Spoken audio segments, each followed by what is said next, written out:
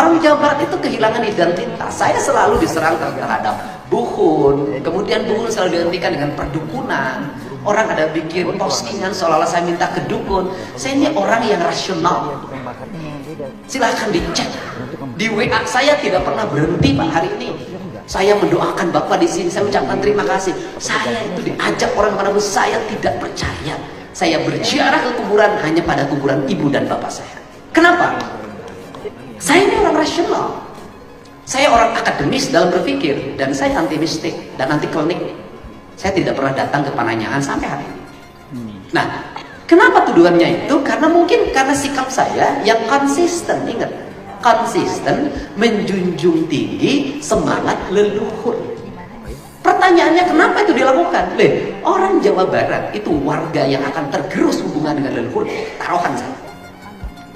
Dan orang Jawa Barat dengan mudah melupakan leluhurnya, menjelekkan leluhurnya, dengan mudah mengikuti orang lain, mengagungkan leluhur orang lain. Padahal dia dapat rumah dari leluhurnya, dapat tanah dari leluhurnya, dapat kebudayaan dari leluhurnya, dapat tanah yang subur, makmur, gemari, pare, rapi yang bernama Jawa Barat, tanah yang indah ini. Sehingga saya katakan tanah yang paling indah di bumi ini adalah Jawa Barat. Untuk itu tanah yang harus dimuliakan adalah tanah Jawa Barat. Orang tinggal di sini. Ini kan spirit nasionalis yang saya ajarkan pada siapapun.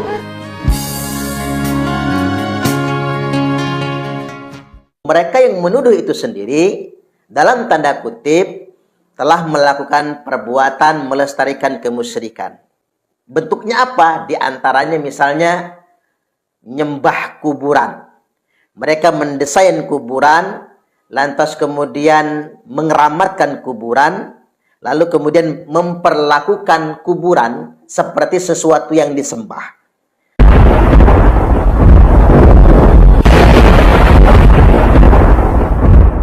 Assalamualaikum warahmatullahi wabarakatuh.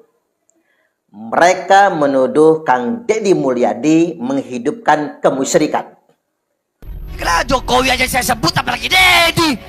Kemarin Purwakarta jadi kota kemusyrikan. Kalau dia sampai jadi gubernur Jawa Barat, maka Jawa Barat akan dia bikin jadi apa? Jadi daerah yang penuh dengan kemusyrikan, saudara. Tapi pada faktanya justru mereka itu sendirilah yang telah melestarikan kemusyrikan. Mengapa dikatakan demikian?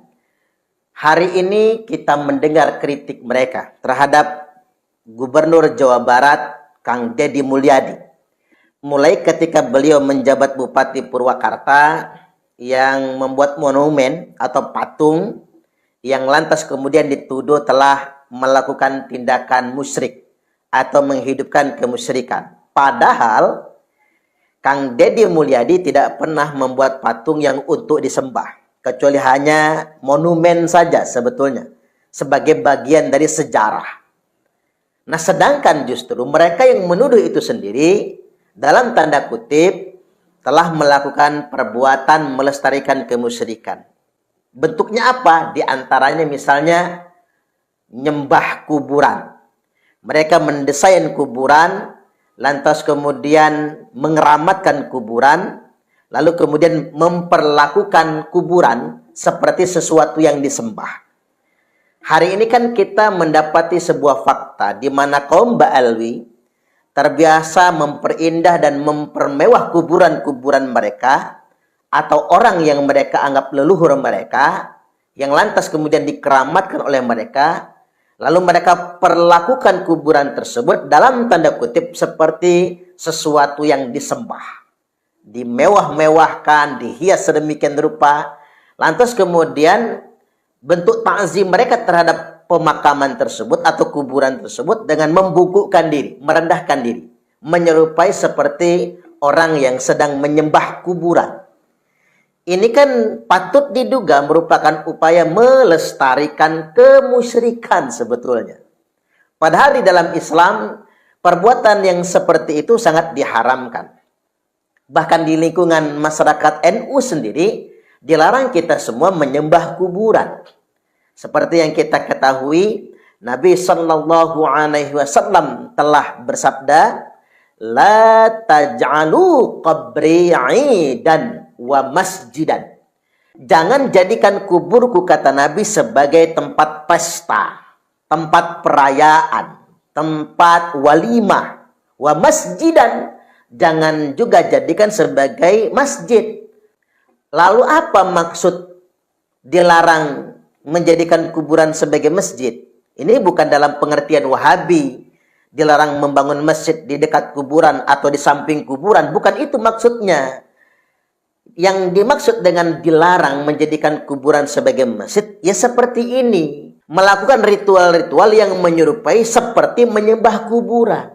Penghormatan yang berlebihan terhadap makam tersebut, lantas kemudian melakukan ritual-ritual yang menyerupai seolah-olah ini penyembahan.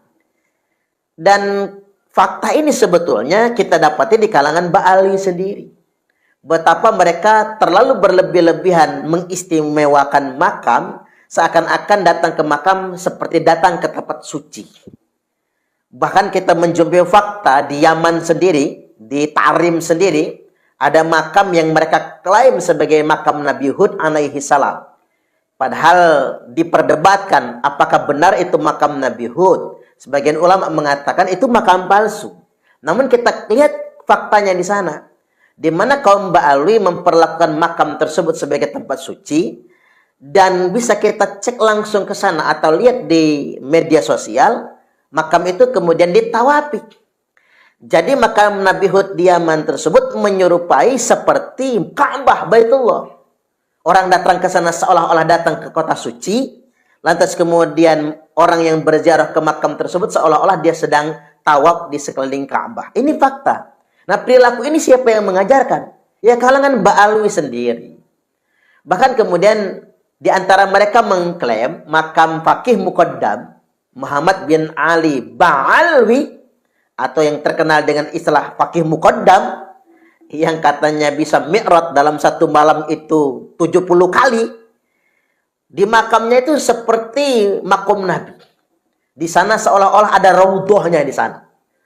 Bahkan ada yang sampai berpendapat nggak perlu lagi datang ke Madinah. Cukup ziarah ke makam Faqih Muqaddam, karena setiap hari Nabi SAW ada di makam Faqih Muqaddam. Dan berdoa di dekat makam Faqih Muqaddam itu sama dengan berdoa di raudhah. Jadi makam Faqih Muqaddam ini sudah menandingi makam Nabi sebetulnya. Raudhahnya juga sudah menandingi raudhah yang ada di Masjid Nabawi. Nah, ini apa namanya? Ini sama saja dengan membangun sebuah doktrin, lantas kemudian melakukan sakralisasi terhadap makam, dan pada akhirnya kemudian menciptakan model kemusyrikan di makam-makam yang dikatakan keramat tersebut. Jadi alih-alih menuduh Kang Deddy Mulyadi telah melakukan kemusyrikan, justru mereka sendiri yang telah melestarikan kemusyrikan. Kita lihat faktanya bagaimana mereka mengistimewakan dan memperlakukan secara berlebih-lebihan makam-makam leluhur mereka. Dan ini kenyataan sebetulnya. Jadi ini menyerupai sebuah pepatah, menepuk air di dulang, nyiprat ke muka sendiri. Ini kenyataannya sedemikian rupa. Jadi fakta pertama yang hendak saya kemukakan adalah ketika mereka menuduh Kang Deddy Mulyadi telah melestarikan kemusyrikan, faktanya justru doktrin-doktrin mereka lah yang hari ini melestarikan kemusyrikan. Dan fakta kedua yang harus kita ketengahkan pada kesempatan kali ini, ketika mereka sendiri melarang orang lain beribadah kepada selain Allah, orang harus semata-mata menjadi hambanya Allah. Tapi faktanya, kaum kabib-kabib Ba'ali menjadikan mereka warga agama kelas 1 dengan kasta tertinggi, lantas kemudian menjadikan muhibbin mereka dalam tanda kutip seolah-olah menjadi budak-budak mereka.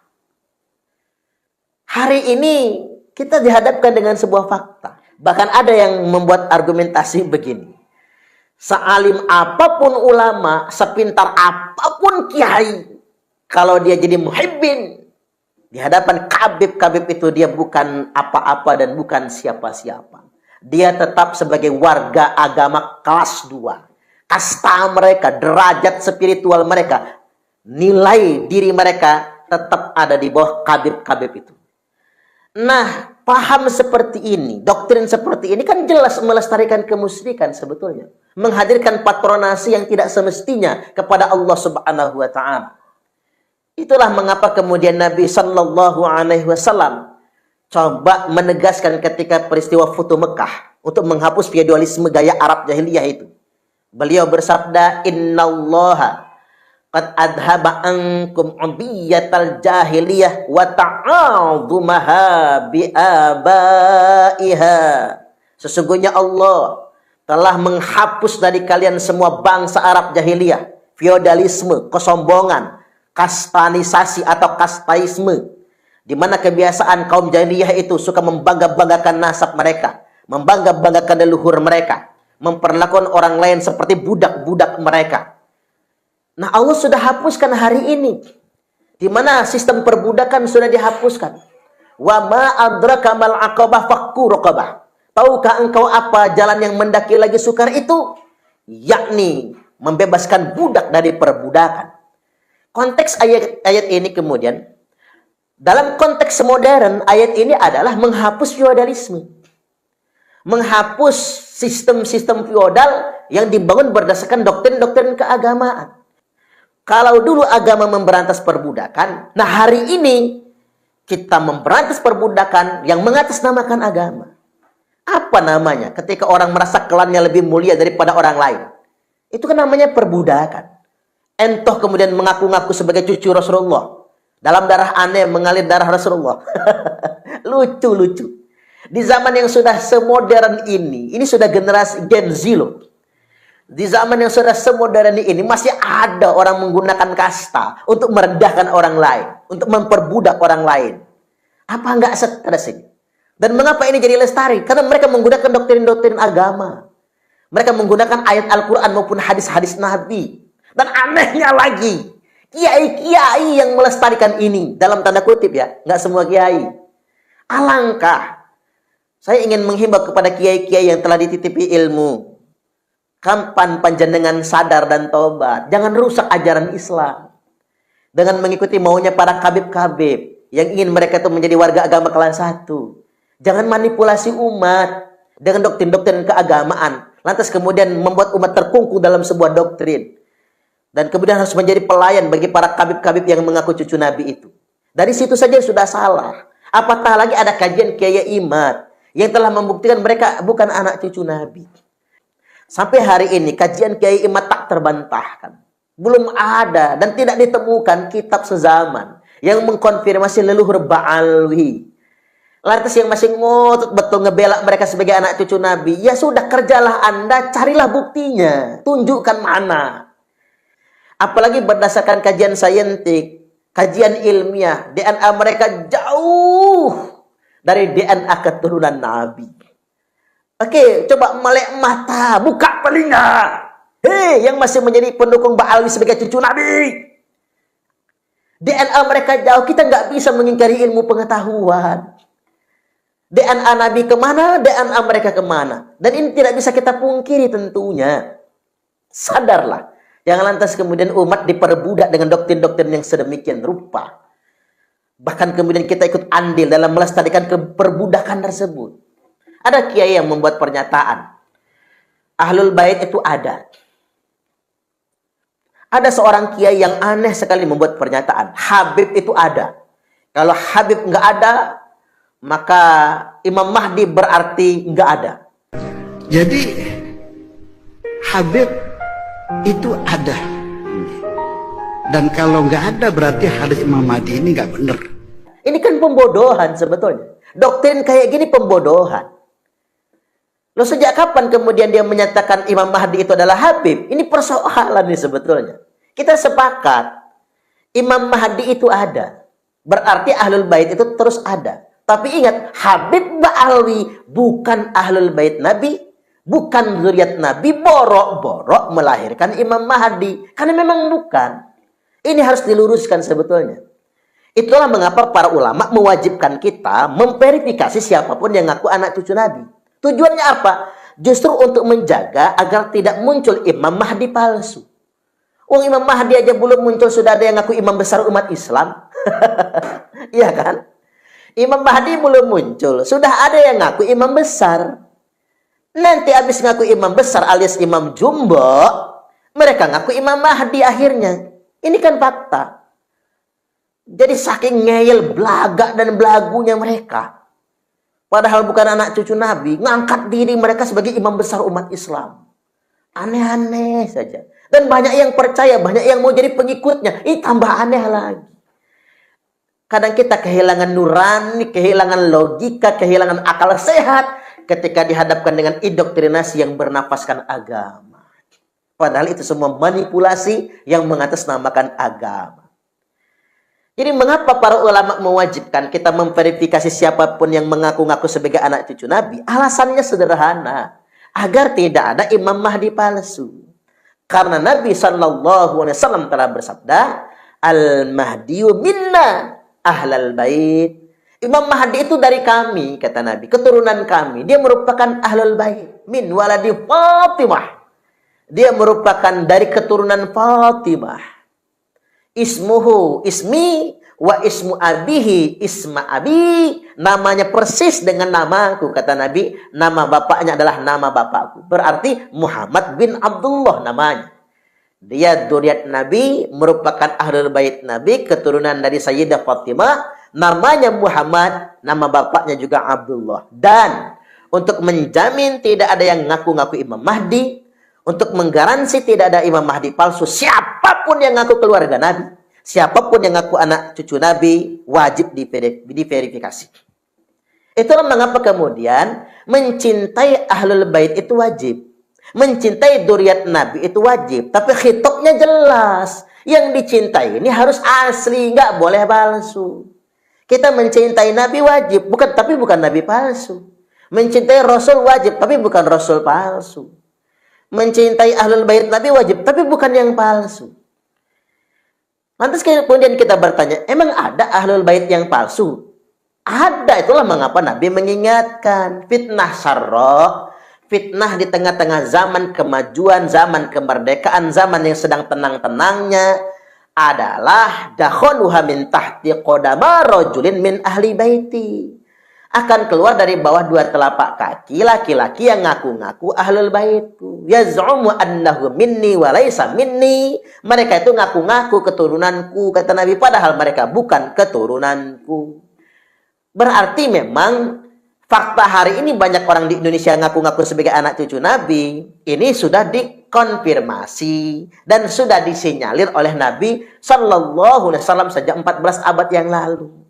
Jadi warga bangsa Indonesia nggak usah heran kalau sekarang banyak yang ngaku-ngaku anak cucu Nabi, lalu minta diistimewakan, merasa jadi majikan, Arab dindoroaken alias meriayeni, merasa mereka kasarnya lebih istimewa daripada orang lain. Itu sudah tanda-tanda mereka itu palsu. Kan sudah disebutkan sedemikian rupa. Jadi kalau ada Nabi palsu, ada juga dong yang ngaku-ngaku cucu Nabi, yakni cucu Nabi palsu. Ini yang harus kita sadari sebetulnya.